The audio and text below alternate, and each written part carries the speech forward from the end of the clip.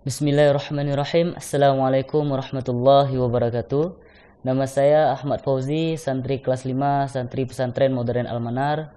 Saya ingin mengaji surat Fussilat ayat 19 sampai 22.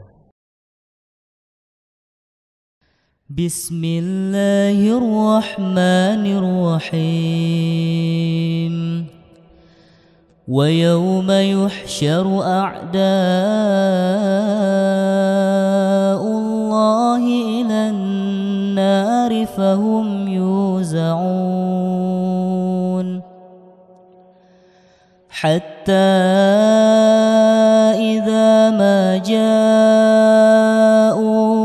شهد عليهم سمعهم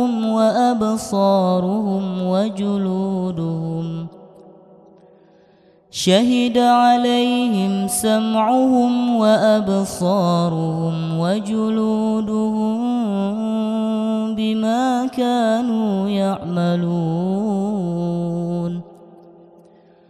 وقالوا لجلودهم لم شهدتم علينا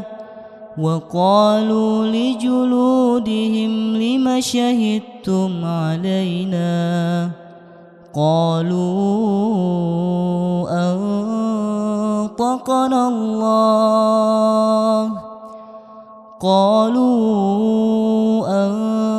أنطقنا الله الذي أنطق كل شيء وهو خلقكم أول مرة وإليه ترجعون وما كنتم تستترون أن يشهد عليكم سمعكم ولا